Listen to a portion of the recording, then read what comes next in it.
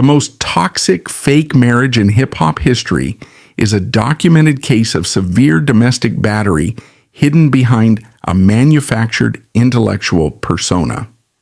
Behind closed doors, Nas subjected his wife Kelis to alcohol-fueled physical violence.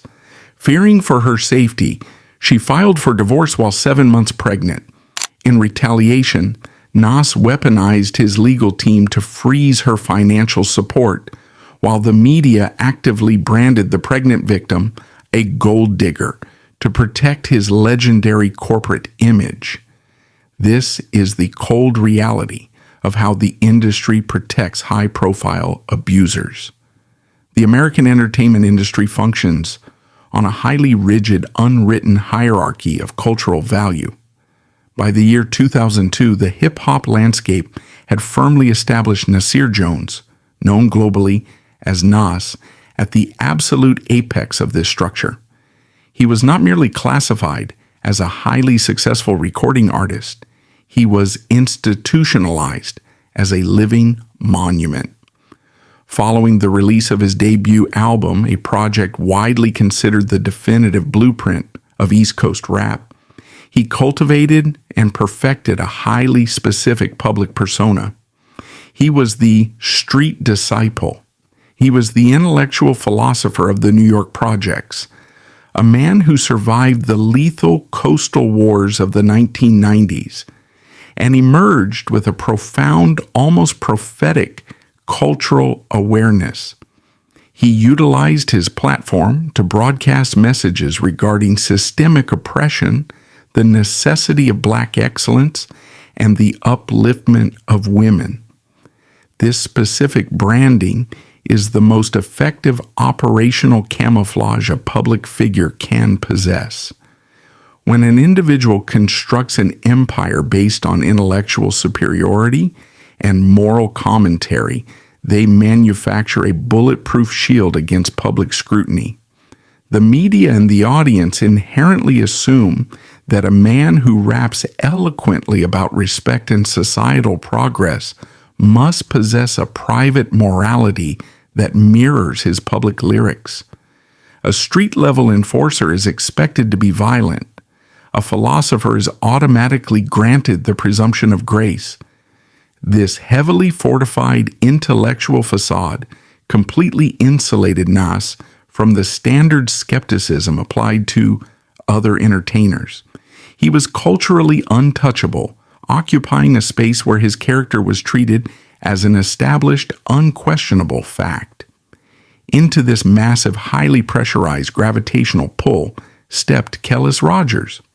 The collision occurred in September 2002 at a highly publicized MTV Video Music Awards after-party hosted at Sean Combs' restaurant Justin's in Atlanta.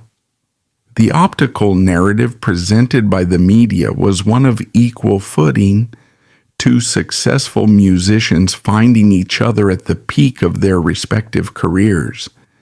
The clinical reality of their dynamic was defined by a profound, staggering asymmetry of power.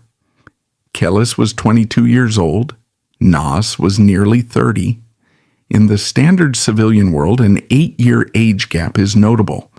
In the hyper-accelerated, predatory ecosystem of the music industry, it is a generational divide. Kelis possessed her own significant commercial success. She was a vibrant, fiercely independent artist who had aggressively disrupted the R&B market with her debut single, an anthem of unapologetic female rage. She projected an image of absolute, uncompromising autonomy. However, her fame was newly minted.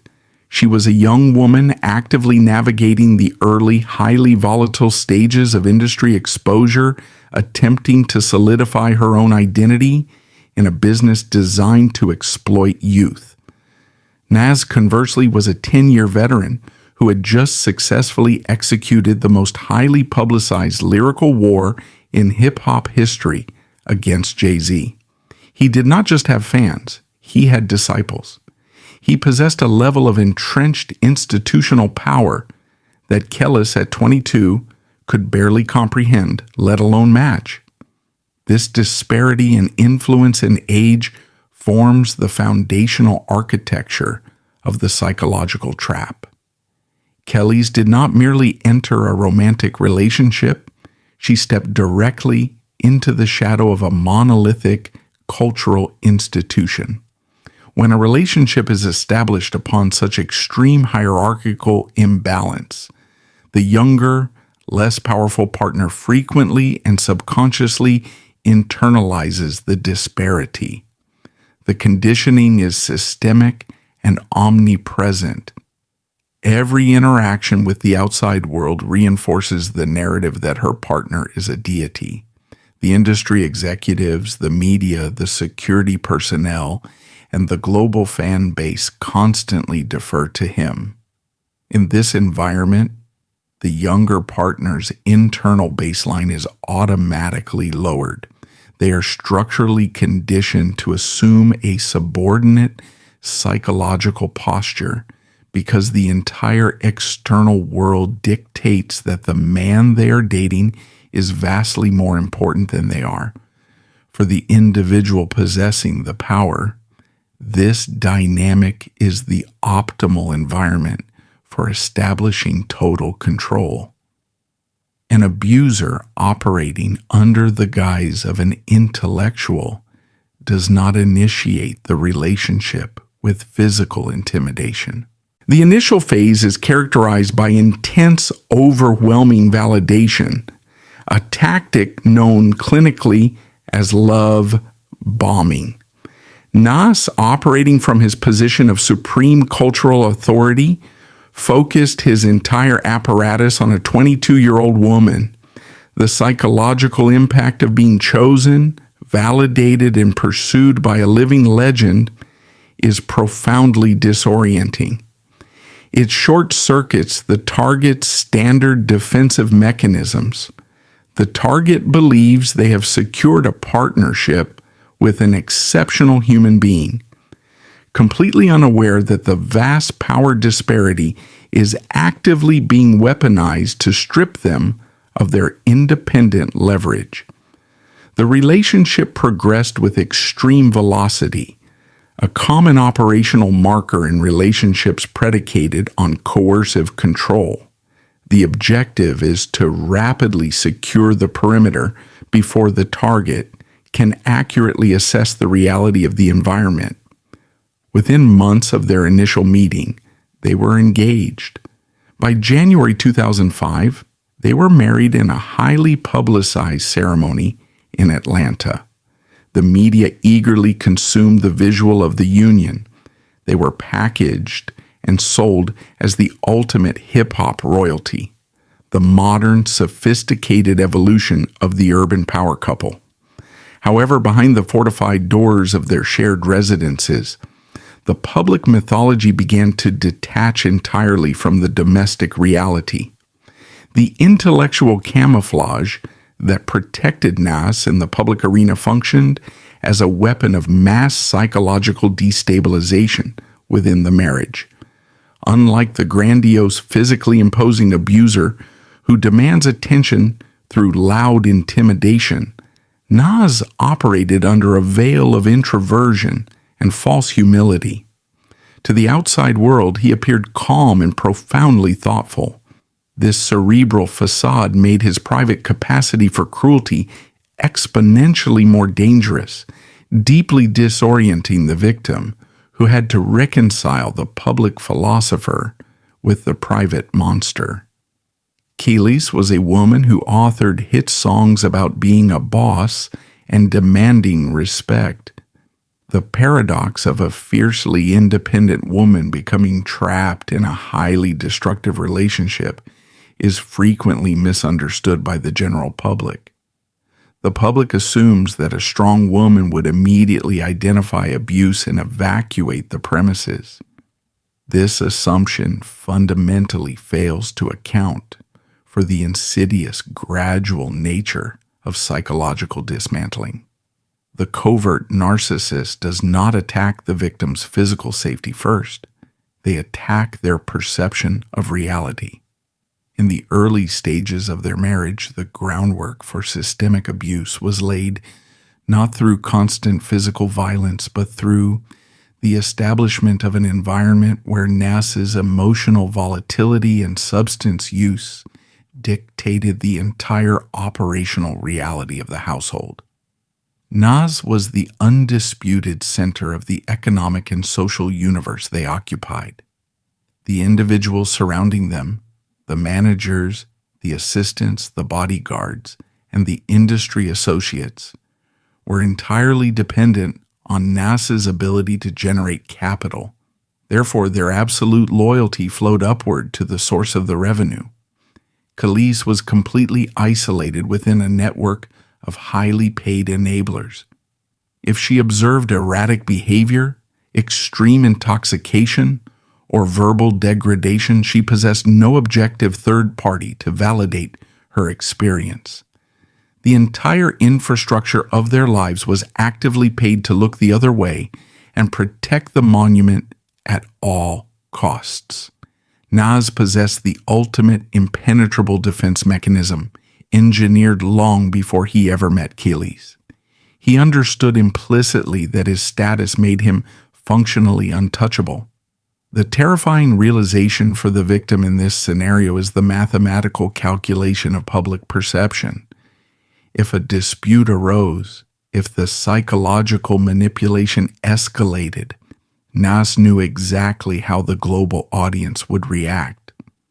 The world would look at the edgy, outspoken, brightly colored R&B singer, and then look at the quiet, introspective, legendary philosopher of New York, and the verdict would be immediate. The public is deeply conditioned to protect the legacy of male geniuses. They will actively dismiss, discredit, and attack any woman who threatens the structural integrity of the idol they worship. Kelis was effectively gagged by the sheer magnitude of her husband's cultural footprint. She was trapped inside a golden cage constructed of platinum plaques and critical acclaim. The outside world cheered for the royal couple, completely blind to the fact that the intellectual facade was merely a highly sophisticated containment protocol, designed to ensure that when the psychological manipulation inevitably transitioned into severe physical violence, the victim would be entirely alone, doubting her own sanity and facing a global apparatus that had already decided she would never be believed. The transition from psychological isolation to physical violence within a highly controlled domestic environment is rarely a sudden, unprovoked escalation. It requires a catalyst, a mechanism that lowers the abuser's inhibitions and provides a built-in layer of plausible deniability. Within the marriage of Nas and Kelis, the primary catalyst was systemic, severe alcohol abuse. The intellectual philosopher who carefully curated his public image as a grounded, conscious artist utilized extreme intoxication as a specific operational tool. Kelis later defined this mechanism explicitly, referring to it as the reliance on liquid courage. The violence did not occur in the sterile light of day. It was activated in the late hours, fueled by a level of consumption that frequently pushed Nas into a state of total blackout. When a human being drinks to the point of neurological memory loss, the carefully constructed facade of the covert narcissist completely dissolves. The introverted, thoughtful poet is replaced by a highly volatile, aggressive, and unpredictable physical entity. The domestic space previously maintained by psychological tension rapidly devolves into a combat zone. The physical altercations, the screaming, and the sheer terror of navigating a significantly larger, intoxicated male partner who has lost all tether to rational consequence become the new operational baseline of the household. However, In the clinical pathology of systemic domestic abuse, the physical blows are merely the preliminary phase of the torture. The true devastating psychological dismantling of the victim does not occur during the blackout. It occurs the following morning. When the sun rose, the volatile entity vanished, and the quiet intellectual music legend returned. Nas would wake up in their shared residence and operate as though absolutely nothing out of the ordinary had transpired. He would navigate the house, interact with his wife, and go about his daily routine with a chilling, detached normalcy. Whether this was the result of genuine alcohol-induced amnesia or a highly calculated, deliberate performance designed to manipulate reality, the functional outcome for Kelis was identical: absolute, terrifying gaslighting. Gaslighting is not simply lying. It is the systematic destruction of a victim's objective reality. Kelis was forced to stand in her own home, possessing the physical evidence of the previous night's violence, the bruises, the broken objects, the lingering adrenaline of pure survival, while the perpetrator looked her directly in the eye and refused to acknowledge that the event had ever occurred. When a victim is confronted with this level of cognitive dissonance, the human brain struggles to process the contradiction. If the person who inflicted the trauma behaves as though the trauma is a fabrication, the victim is forced to question their own sanity. Kelis was required to swallow the physical and emotional pain of the assault to maintain the baseline equilibrium of the marriage. She could not scream, she could not demand accountability, and she could not process her anger because the architect of her suffering simply denied the architecture existed. This cycle forces the victim to become complicit in their own erasure. To avoid triggering another unpredictable conflict with a man who refuses to admit he was violent, the victim learns to stay silent. They clean up the wreckage. They apply the makeup over the bruises. They participate in the collective hallucination that the marriage is perfectly functional. The abuser effectively outsources the management of his own toxicity to the victim, forcing her to carry the entire psychological weight of his blackout violence while he walks away with a clean conscience. This cycle highlights the neurological mechanics of a trauma bond. The public frequently assumes that an empowered woman possesses a psychological immunity to domestic violence, believing she would simply walk out the door after the first physical strike. Kelis was the global embodiment of female empowerment. Her discography was defined by tracks like Bossy, anthems that explicitly demanded respect and autonomy. The public assumes that an empowered woman possesses a psychological immunity to domestic violence, believing she would simply walk out the door after the first physical strike. This assumption fundamentally misunderstands the neurological mechanics of a trauma bond. Abuse is not a continuous, unbroken line of terror. It operates on an intermittent reinforcement schedule. When Nas was sober, he was the man Kelis initially fell in love with, the brilliant, charismatic, highly intelligent artist who commanded global respect. The victim becomes addicted to these periods of calm and validation. They convince themselves that the sober version is the real person, and the blackout, violent version is merely an anomaly, a disease that can be managed or cured with enough loyalty and love. Furthermore, the covert nature of the abuse weaponizes the victim's own strength against them. Kelis was a fiercely proud, independent woman. For someone whose entire public identity is built on strength, Admitting that they are a victim of severe domestic violence is a profound, almost insurmountable psychological hurdle. It requires them to shatter their own public persona. The abuser relies on this pride. They know that the boss will exhaust every ounce of her internal resilience attempting to fix the unfixable in private, rather than endure the ultimate humiliation of exposing her victimization to a global audience that already worships her abuser. Kelis was trapped not because she was weak, but because she utilized her immense strength to absorb the blows, attempting to shield her marriage and his legacy from the catastrophic fallout of the truth. The isolation during these years was absolute. The highly paid infrastructure surrounding NAS, the management teams, the security details, the domestic staff, functioned as a silent, complicit audience. They operated within the perimeter. They saw the aftermath of the blackouts. They witnessed the tension, the physical evidence, and the morning after performances. Yet, the unwritten corporate policy of the entertainment industry dictates that the primary asset must be protected at all costs. The revenue generated by NAS paid their mortgages.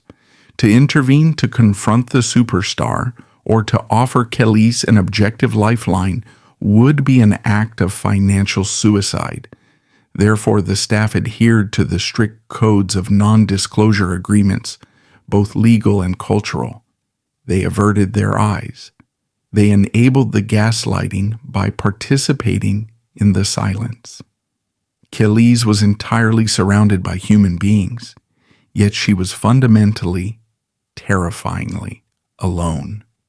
She was the sole custodian of a highly volatile, highly destructive secret, tasked with protecting the reputation of the street philosopher, while he systematically dismantled her nervous system behind heavily guarded doors. As the timeline approached the end of the decade, the physical and emotional toll of maintaining this multi-million-dollar lie pushed her biological limits to the breaking point, setting the stage for an external catalyst that would violently shatter the psychological spell and force an agonizing, highly public evacuation. The psychological containment of a domestic abuse victim requires absolute, uninterrupted isolation. The abuser must control the environment, dictate the flow of information, and ensure the victim has no external point of reference to validate their suffering. As long as the victim remains trapped inside the closed loop of the relationship, the gaslighting holds. The morning after performances remain effective. The normalization of the violence continues. However, a highly curated psychological prison is profoundly fragile.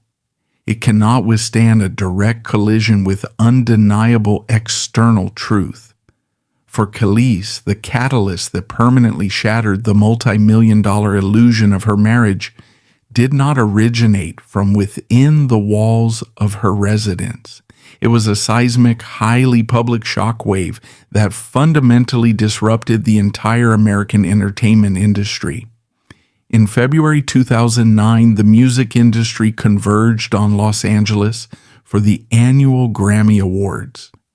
It is an event designed to celebrate the absolute zenith of artistic achievement, a heavily guarded spectacle of wealth, glamour, and corporate synergy.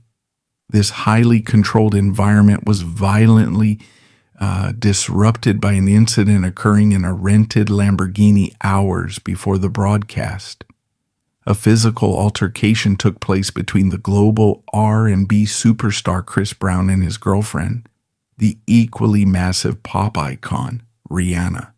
The immediate aftermath involved police intervention, hospitalization, and the frantic, desperate mobilization of high-powered public relations crisis teams attempting to suppress the details. The corporate machinery failed. A highly confidential police photograph of Rihanna's face, taken shortly after the assault, was leaked to the global media. The visual impact of this photograph was catastrophic for the industry's polished facade. It displayed a young, universally beloved woman with severe contusions, a swollen eye, and bruised lips. The public reaction was instantaneous and explosive. The image stripped away the celebrity aura and forced the global audience to confront the raw, ugly, and terrifying reality of domestic violence. It became the most heavily scrutinized and debated cultural artifact of the decade, dominating television networks, print media, and the rapidly expanding ecosystem of digital news. Kelis was observing this global spectacle from the interior of her own highly volatile marriage. The media was broadcasting the photograph relentlessly.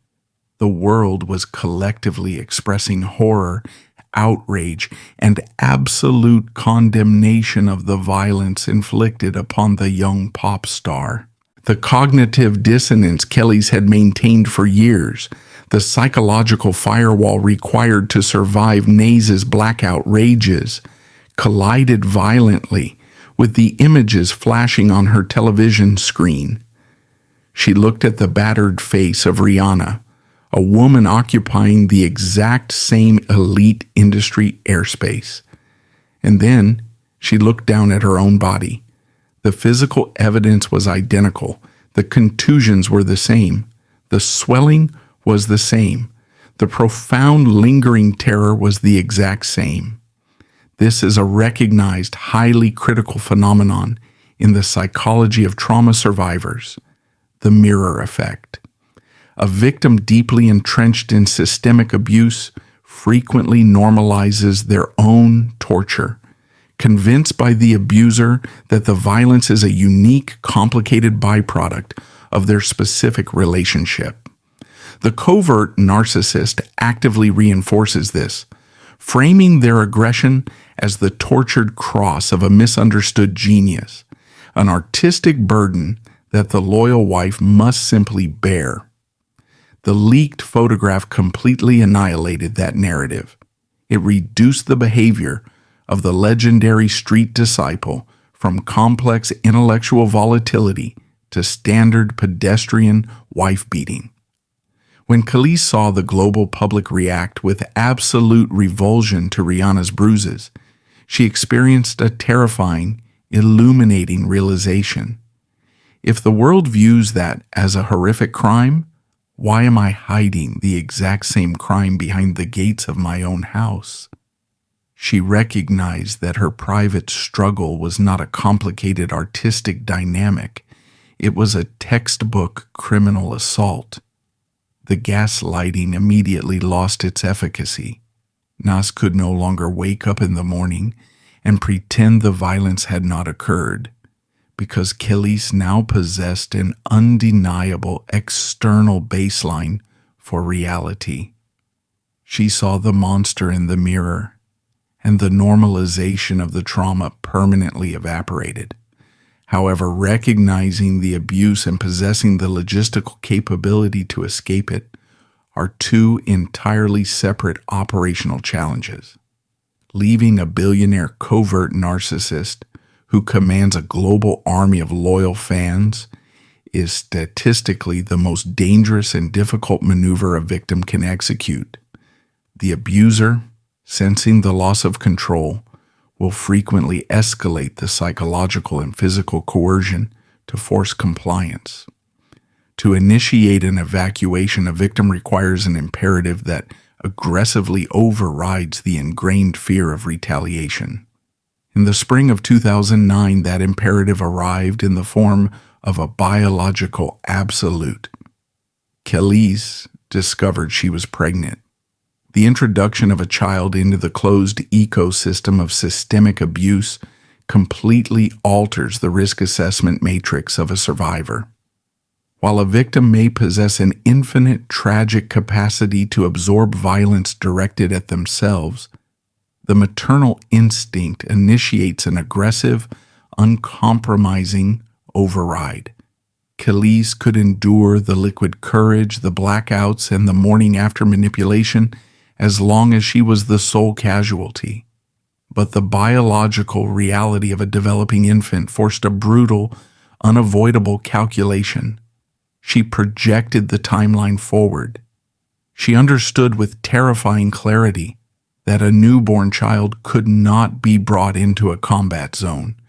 The extreme intoxication, the shattered objects, and the volatile tension could not be quarantined. Eventually, the blackout violence would target, deeply traumatize, or physically endanger the child. The pregnancy transitioned her posture from endurance to active, tactical survival. She was no longer just a wife attempting to manage an erratic genius. She was a mother required to secure a safe perimeter for an infant. In April 2009, Kelis executed the extraction. She did not issue a public ultimatum, and she did not attempt a highly emotional confrontation with a man incapable of empathy. She utilized the clinical, definitive mechanism of the American legal system. Operating at 7 months pregnant, a period of extreme physical vulnerability and emotional exhaustion, she formally filed for divorce in the Los Angeles County Superior Court.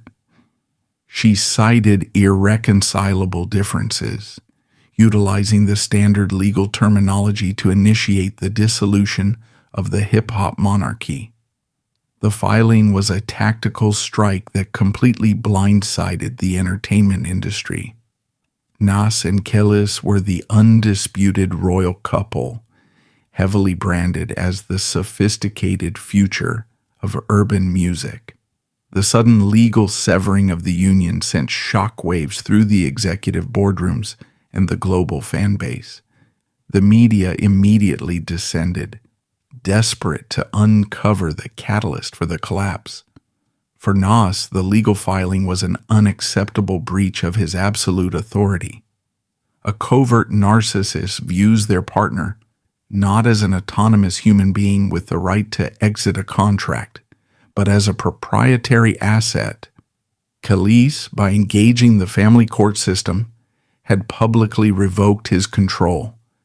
She had taken the heavily guarded secrets of their domestic reality and placed them directly onto the public record. She had dared to reject the living monument. The initial public reaction was a mixture of confusion and intense speculation.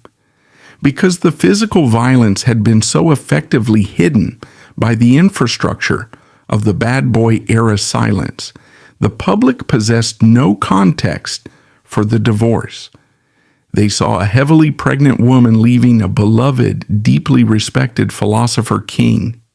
This informational vacuum provided Nes with the exact operational environment he required. Understanding that his pristine public image was now actively threatened by the impending legal disclosures, the architect of the abuse immediately mobilized his resources. He prepared to execute a highly sophisticated, deeply manipulative counteroffensive. The physical violence was no longer a viable tactic. The war was transitioning entirely into the realms of high-priced litigation, financial starvation, and the ruthless weaponization of public relations. The escape was successful, but the true punishment for leaving the empire was only just beginning. The initiation of divorce proceedings by a victim of systemic abuse does not terminate the abuser's demand for control. It merely shifts the battlefield from the private domestic sphere to the public legal arena. By filing for divorce in April 2009, Kelis successfully breached the geographic and legal perimeter of the marriage. However, she was still bound to Nas by an unavoidable, impending biological reality. She was navigating the final trimester of a high-risk pregnancy under extreme psychological distress, preparing to deliver their first child. The period leading up to the birth of a child is culturally expected to be a time of unity and reconciliation. In the context of a covert narcissist whose authority has been publicly challenged, it becomes an opportunity for profound, calculated negligence. On July 22, 2009, Kelis went into labor in a Los Angeles hospital. This is a moment of ultimate physical vulnerability for any woman. It requires the absolute presence and support of a dedicated partner. The response from Nas during this critical biological event completely shattered the remaining fragments of his carefully curated public persona. He was not present in the delivery room while his wife was enduring the grueling physical trauma of labor, bringing his son into the world. Nas was located thousands of miles away in New York City. He was captured on camera at a nightclub, heavily intoxicated, celebrating with his entourage. The visual contrast was stark and deeply disturbing. The man universally revered as the street disciple, the intellectual architect of conscious hip-hop who built a multi-million-dollar brand preaching about family, respect, and black excellence, was publicly exposed as an addict prioritizing a nightclub over the birth of his own child. He abandoned Kelis to navigate the terrifying, exhausting process of childbirth entirely alone.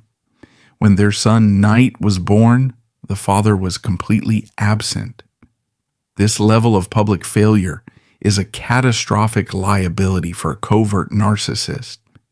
The media immediately seized upon his absence, threatening to dismantle his heavily fortified moral shield. Recognizing the imminent danger to his corporate branding, Nas was forced to rapidly deploy a highly sophisticated counteroffensive.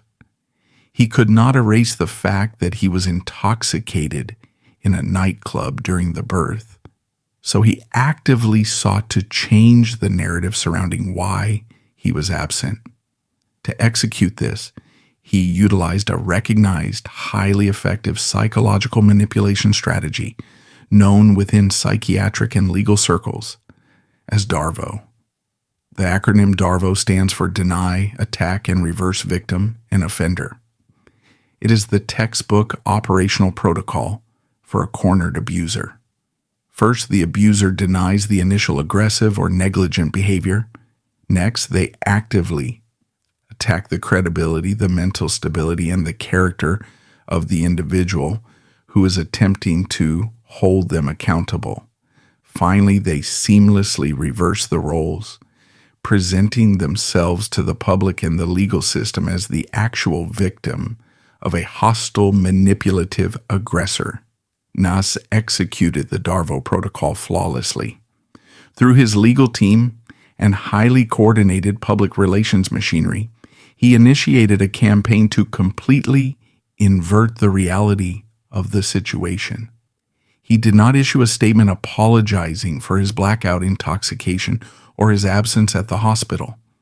Instead, he presented himself as a desperate, heartbroken father who was being actively blocked from seeing his newborn son by an erratic, hostile, and vindictive ex-wife.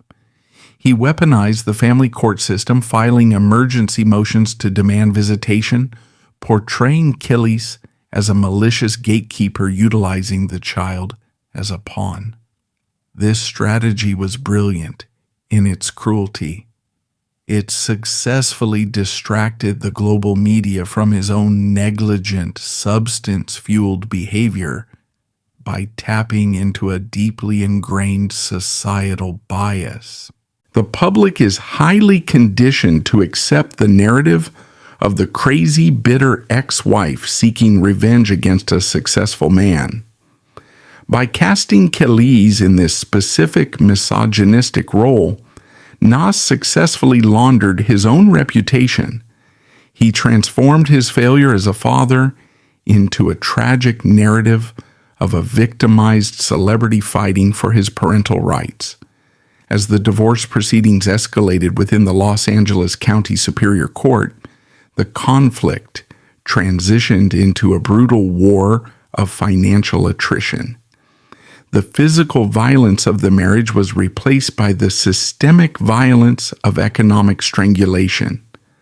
When Kelis petitioned the court for spousal and child support, detailing the immense costs of raising a newborn child as a single mother while attempting to restart her stalled music career, the backlash from the hip-hop community and the broader public was ferocious. She was immediately uniformly branded a gold digger. The audience, fiercely protective of Nas's legacy and his accumulated wealth, viewed her demand for financial stability as a parasitic attack on an American icon. The court documents, however, exposed a staggering clinical hypocrisy that entirely contradicted the public narrative. The financial disclosures required by the family court revealed the exact mechanics of how a billionaire utilizes capital as a weapon of domestic terror. While Nas's legal syndicate aggressively contested the financial demands of raising his infant son, fighting over the specific costs of pediatric medical bills, child care, and basic living expenses, his own personal ledgers were laid bare. The filings demonstrated that Nas was routinely spending in excess of $10,000 a month strictly on personal grooming, luxury clothing, cigars, and elite entertainment. He possessed near limitless liquid capital. He was casually purchasing custom suits and luxury vehicles while actively deploying attorneys to nickel and dime the mother of his child over the cost of diapers. This is the textbook definition of financial abuse. It is not merely a dispute over alimony. It is a calculated strategy to ensure the victim remains in a permanent state of severe anxiety and dependency. By forcing Kelis to drag him into court for every basic necessity, he proved that even though she had successfully escaped the geographic perimeter of their shared home, she remained entirely trapped within his financial jurisdiction. Kelis later summarized the terrifying reality of this period with blunt clinical accuracy, stating, "My survival depended on his will." He utilized the court system to constantly remind her that he held the power to financially crush her at any moment. While Kelis was navigating this grueling legal and financial warfare, attempting to raise an infant while enduring the global hatred of millions of hip-hop fans, Nas recognized an opportunity to fully monetize the destruction of their marriage. By 2012, he required a new commercial project to revitalize his music career. He understood that vulnerability and heartbreak are highly profitable commodities within the entertainment industry, provided they are packaged correctly. He engineered the release of his 11th studio album titled Life is Good. The album was universally acclaimed, praised by critics as a mature, introspective masterpiece, detailing his growth following a painful divorce. However, the true psychological strike was located on the album's physical cover. The image features Nas sitting solemnly in an elite, dimly lit room. He is wearing a sharp, immaculate white suit. Draped carefully over his knee is a piece of a vibrant, highly recognizable green fabric. It is the actual wedding dress that Kelis wore when they were married in Atlanta in 2005. To the uninformed public and the music journalists, this was viewed as a profound poetic expression of mourning. They praised his artistic bravery. To Kelis and to anyone possessing an understanding of covert narcissism, the album cover was an act of supreme, chilling psychological warfare. It was the ultimate demonstration of absolute dominance. By utilizing her wedding dress as a prop, Nas effectively hijacked her trauma and repurposed it as his own corporate marketing tool. He did not ask for permission to use the garment. He simply took the most sacred, painful artifact of their failed union and monetized it to sell records and secure Grammy nominations. He presented himself to the world as the solemn, heartbroken philosopher who had been damaged by a chaotic woman while actively clutching the trophy of his conquest. He weaponized art to completely rewrite history. He erased the blackouts, the liquid courage, the bruises, and the financial starvation, replacing the truth with a highly profitable image of his own dignified suffering. The sheer audacity of this maneuver was compounded by the impenetrable wall of silence surrounding his operations.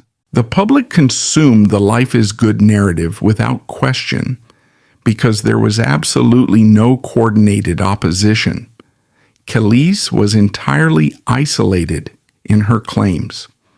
The individuals who possessed the objective truth, the domestic staff, the personal assistants, the nannies and the bodyguards who had witnessed the violence, the intoxication, and the terrifying morning after gaslighting, were all legally neutralized. Nice's corporate infrastructure utilized ironclad non-disclosure agreements, NDAs, to permanently gag the witnesses. These legal instruments, theoretically designed to protect trade secrets, function in the entertainment industry as highly effective tools for covering up criminal behavior. The staff members understood that if they corroborated Kelis's story or spoke to the press about the blackout violence, they would face immediate termination and crippling multi-million-dollar lawsuits from a highly funded legal syndicate. Nas effectively purchased the silence of his entire environment. He built a fortress of corporate legality around his abuse, ensuring that Kelis was left stranded on an island of truth, screaming into a void, surrounded entirely by a sea of legally enforced silence. She was forced to watch the man who had systematically dismantled her nervous system accept global applause for a record built entirely on the foundation of her unseen suffering. As the timeline progressed into the mid-2000s, the broader entertainment industry faced a massive cultural reckoning. The hashtag #MeToo movement systematically dismantled untouchable executives and actors. However, the hip-hop industry demonstrated a terrifyingly robust immunity to this shift, prioritizing the preservation of its foundational pioneers over the safety of women. Nas, seated securely at the apex of this protected ecosystem, watched Hollywood burn while remaining entirely insulated. He continued to headline festivals and expand his venture capitalist portfolio. The collective cognitive dissonance of the global audience protected him with an iron shield. They actively refused to reconcile the brilliant mind that authored Illmatic with the violent reality of the man Kelis had escaped. He was granted a permanent, systemic pardon by a culture that demanded its legends remain flawless. This absolute lack of accountability is precisely what allowed Nas to transition his abuse from physical violence into the cold, clinical realm of litigation abuse. A covert narcissist never truly relinquishes control of a target, especially when a shared child functions as a permanent, legally sanctioned tether. Even though Kelis had successfully evacuated the geographic perimeter of their marriage, she remained inextricably linked to him through the family court system. Nas utilized his immense, ever-expanding wealth to wage a war of legal attrition. He dragged her back into court repeatedly over custody schedules, financial logistics, and travel arrangements. This is a highly calculated, clinically documented strategy utilized by high net worth abusers. They use the legal system to ensure that they can continue to inflict a constant, low-level hum of anxiety upon their victim. The billionaire effectively outsources his harassment to his attorneys, utilizing the judge's gavel as a substitute for his physical presence. He forces the victim to continuously spend their hard-earned capital on legal defense, ensuring they can never fully relax or completely sever the psychological cord. The severity of this litigation abuse reached a critical peak when Kelis recognized that the toxic, highly surveilled environment of Los Angeles was fundamentally detrimental to her psychological recovery and the healthy development of her son. She made a strategic decision to seek geographical distance, attempting to relocate her child to a healthier, more grounded environment, eventually purchasing a working farm in Colombia. NASA's reaction was immediate and highly punitive. He filed aggressive legal motions, attempting to cite her for contempt of court, alleging she had violated the parameters of their custody agreement by removing the child from his immediate geographic jurisdiction.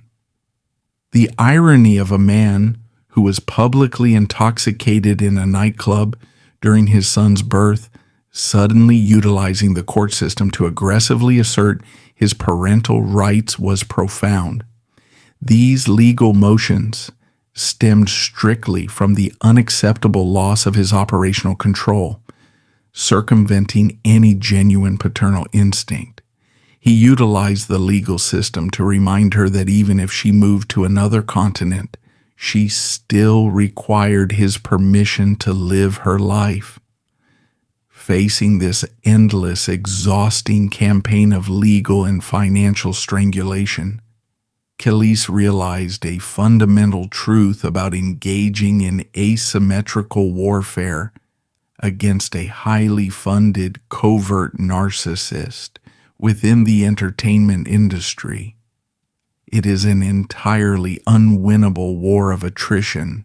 You cannot defeat a man who controls the global narrative, possesses unlimited liquid capital, and is actively protected by a complicit, multi-billion-dollar corporate apparatus.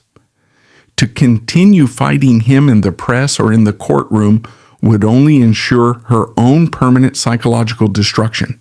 To survive, a victim must execute a complete, radical, lateral pivot.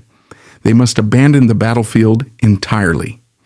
Kelis executed an unprecedented, virtually unheard of maneuver for an internationally recognized pop star.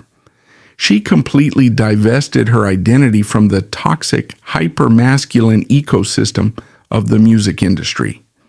She stopped competing for chart positions, ceased pursuing major label recording contracts, and deliberately stepped out of the celebrity spotlight. She recognized that the industry that celebrated her abuser would never offer her justice.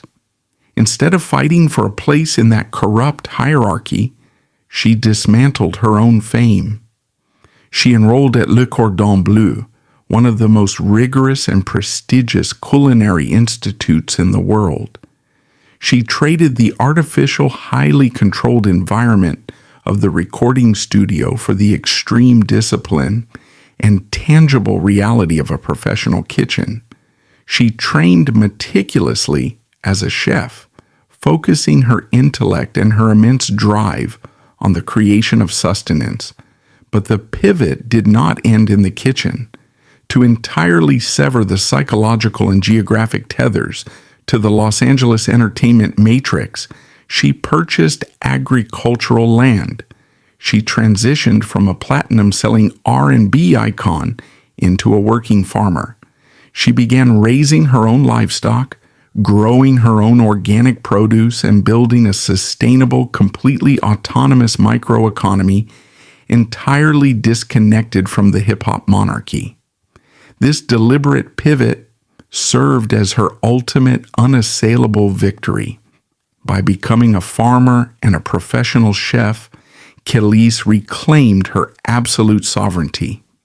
She built a physical and economic world where her survival no longer depended on the fluctuating will of her ex-husband, the outcomes of his child support checks, or the approval of his hostile fan base.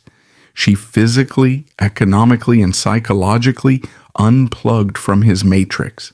She created an environment where her hands were in the dirt, entirely grounded in reality, a stark contrast to the artificial, heavily curated public relations illusion that Nas was forced to constantly maintain to protect his legacy.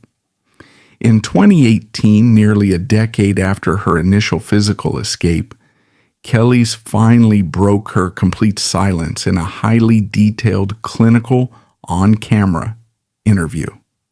Bypassing the emotional theatrics typically expected from a victim, she sat down and clinically dissected the exact architecture of her abuse. This is the precise moment she introduced the defining terminology to the global public, officially labeling Nasir Jones a covert narcissist. She explicitly detailed the liquid courage, the blackout violence, and the terrifying gaslighting that defined the morning after. She explained to the global audience that they were looking for the wrong profile of an abuser. The public expects a loud, aggressive monster, failing entirely to understand that the most dangerous, lethal predators operate under a veil of introversion, false humility, and cerebral superiority. She exposed the exact mechanics of how a man can preach about the empowerment of the Black community while simultaneously destroying the Black woman living inside his house. The backlash from the hip-hop community was immediate, aggressive, and entirely predictable. His fan base organized digital campaigns to attack her credibility. Nas himself released a highly unusual, lengthy, multi-page statement on his social media platforms. He completely denied the history of physical abuse, accused her of extortion, and doubled down on the Darvo Protocol, claiming she was a vindictive manipulator, attempting to ruin his legacy because he had moved on. He weaponized his legendary articulation, writing eloquent, poetic paragraphs designed to entirely dismiss her lived biological reality. The public, presented with a choice between an uncomfortable truth and a comforting lie, largely sided with the lie. The legend of the street disciple remained intact. However, the public reaction was entirely irrelevant to the objective Kelis had achieved, as she spoke the truth strictly as an act of personal exorcism, disregarding both Nas's career and the prospect of an industry apology. She released the highly guarded toxic secrets she had been forced to carry for a decade, dropping the psychological weight squarely back onto the shoulders of the man who created it. The definitive history of Nas and Kelis serves as the ultimate evergreen autopsy of the intellectual abuser. It is a chilling blueprint demonstrating that artistic genius, profound articulation, and a carefully curated moral public persona are frequently the most effective camouflages for severe, systemic, domestic terror. It exposes the absolute corruption of an entertainment ecosystem that mathematically calculates the value of corporate legends over the bleeding bodies of women. Nas retained his crown. He continues to win Grammy Awards, release chart-topping albums, and be celebrated globally as a sage and a philosopher, prioritizes the value of corporate legends over the physical safety of women. But Kelis achieved something vastly more significant and exponentially more difficult than a platinum plaque or a maintained public illusion. She achieved total, undeniable psychological freedom. She identified the covert trap, broke the trauma bond, survived the multi-million-dollar Darvo campaigns, and built a tangible, autonomous life where the most revered philosopher in hip-hop holds absolutely no jurisdiction. The ultimate revenge against a well-funded global narcissist lies in proving you can exist, thrive, and find profound joy outside of their shadow.